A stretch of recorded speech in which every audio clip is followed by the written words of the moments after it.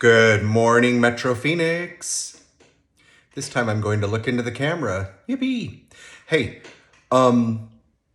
just wanted to drop some current findings based off of the fact that the NAR lawsuit settlement changes that will be effective throughout the entire country by the 17th of August are already in effect as of the 1st of August here in our Valley of the Sun Metro Phoenix area, connected to the Arizona Regional Multiple Listing Service, which is our MLS here, which covers several different counties, not just Maricopa and Pinal. Anyhow,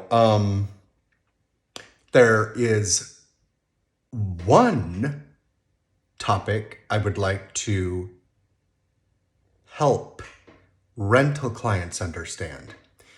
And I'm afraid this is going to be a shock to any of you who have not been following the updates over the past months and have not taken the time to consider what this could possibly mean. I mean, why would you anyway, right? We typically focus on those things that we're immediately, currently, right now interested in. Anyhow, so the thing is that the buyer's agent going forward will pay their agent, period. Well, let's back up. First of all, any buyer or renter who wants to have a buyer's agent or renter's agent help them find a rental home or a home to purchase will have to officially hire that person with a buyer broker employment agreement. There are options. You can use that buyer broker employment agreement for one property, multiple properties, one day, multiple days, over the weekend, for 1 week. Or you can sign the buyer broker exclusive employment agreement to say, I need to find a 3-bedroom, 2-bathroom in Phoenix, Mesa, Tempe, etc., Scottsdale, wherever it may be, Fountain Hills, and I have 3 months' time. Yeah. So in that buyer broker employment agreement, you will negotiate / agree upon the compensation you are going to pay your buyer's agent and or renter's agent. Now, for this week, I'm going to focus, I'm going to start from the bottom, or not the bottom. I'm going to start with renters, then we're going to work our way up later on in a couple weeks to buyers, and then sellers, because we have to update our entire checklist content. We have a lot of older pieces of content, videos, FAQs, guidelines, procedures that focus on the old world. Well, the new world is here and it's not going away. As a matter of fact, there will probably be additional issues, changes, challenges in the future. So, but for right now, beginning on the 1st of August, here in Metro Phoenix, the Valley of the Sun, for a renter, if you want to hire an agent to help you find a home, showings, details, finding out all, a property disclosure perhaps that the landlord has filled out and made available, you're going to have to hire your renter's agent, your agent. Well, that agent might or might not want to collect a refundable or non-refundable retainer fee. That could be $500. Sounds like a lot of money, right? Well, let's also take time to consider what that agent is going to do for you. In our updated contract, our buyer broker exclusive employment agreement, it has a section for broker compensation.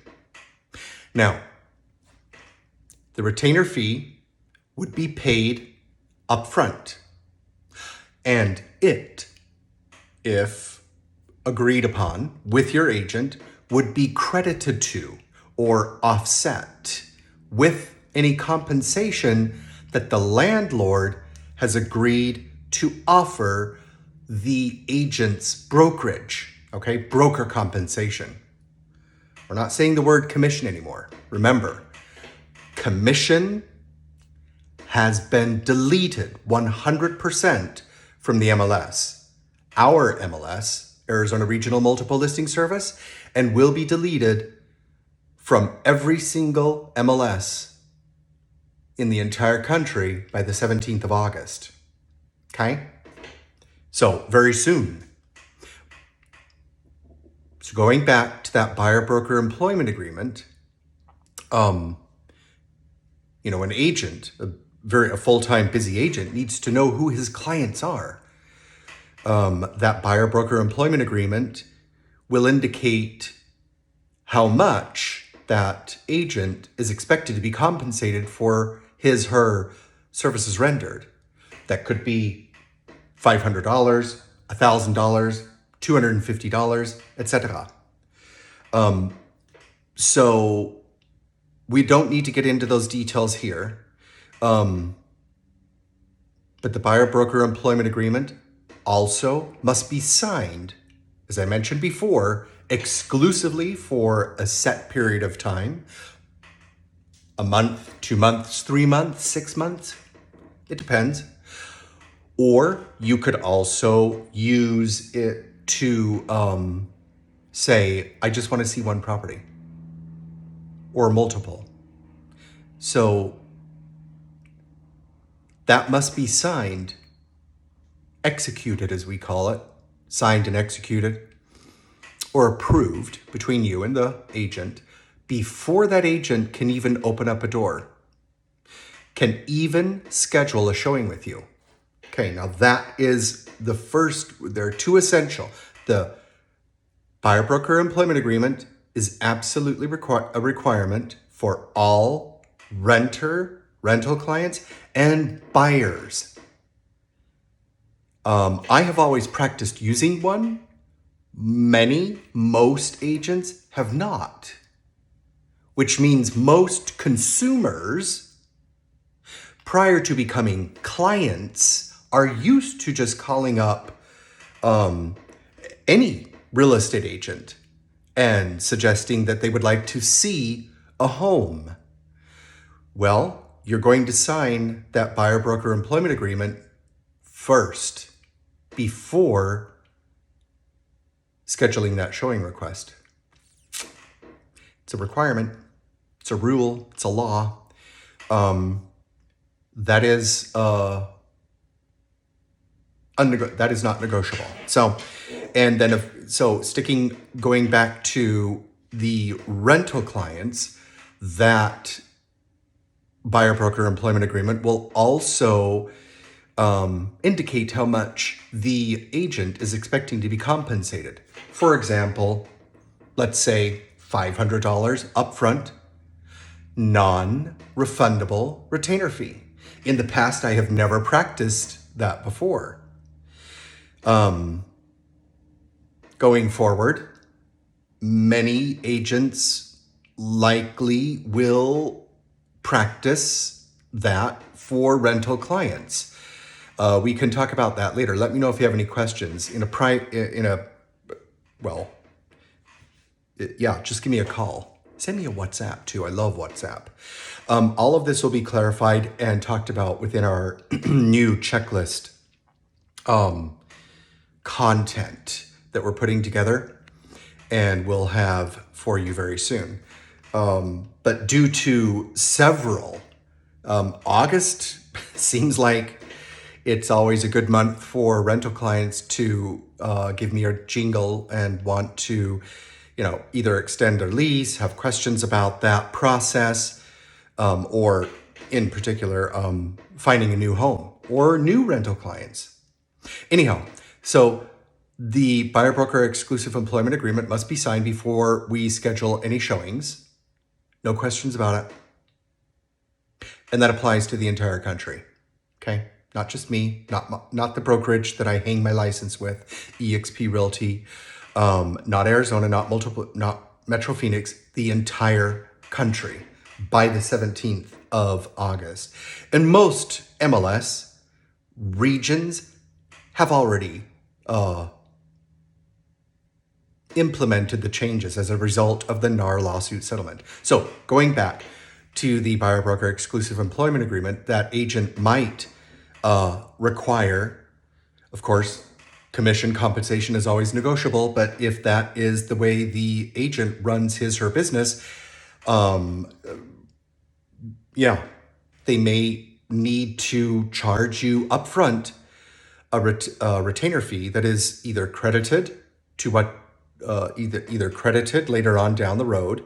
We'll get to that in just a second, or not. So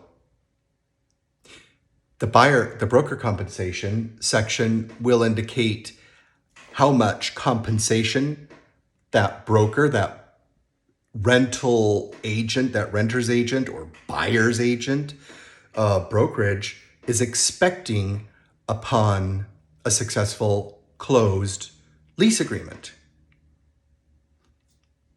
on move-in day,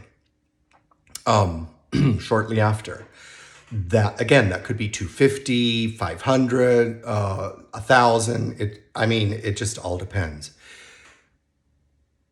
Will that rental client have to pay for that buyer compensation? Yes. But only if the landlord is not offering concessions, or rather compensation, to the brokerage. So here's the example. The agent says, okay, I'll help you out. I'll show you up to 10 houses. Of course, you need to be very serious with the time and the effort and knowing pretty much what you want. I mean, we can't go on, home tours just for fun, although it is fun.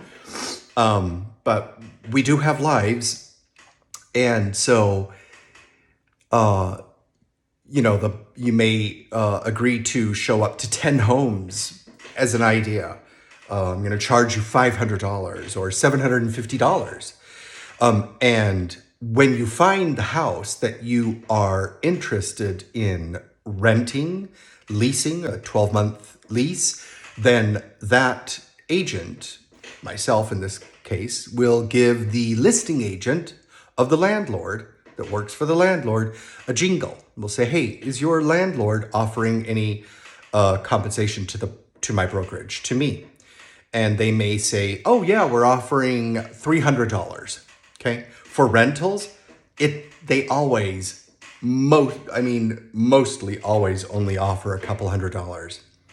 So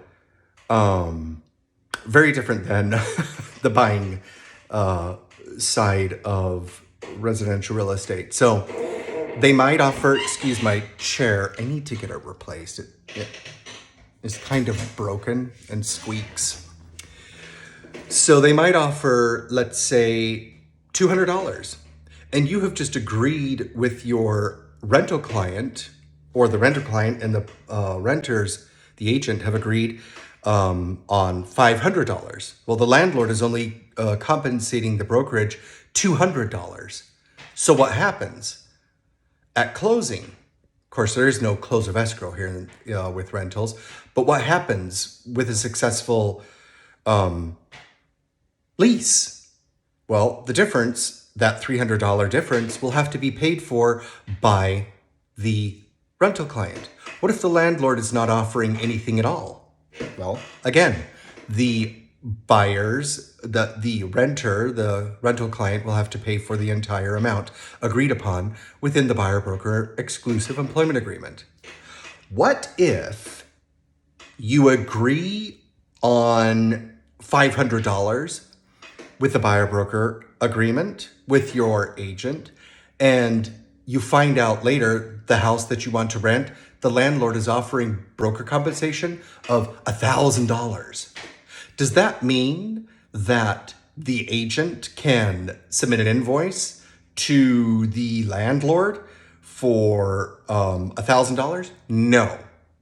Only what is agreed upon in the buyer broker exclusive employment agreement. So, and this has gone on way too long, 15 minutes and 22 seconds. But anyway, it was early. I had a wild hair and I thought I would record something of importance that may be helpful for several people that I've been speaking with recently, or even others. Again, we're going to be updating all of our content as quickly as possible. And until we meet again, I wish you only the very best. Take care. Bye-bye.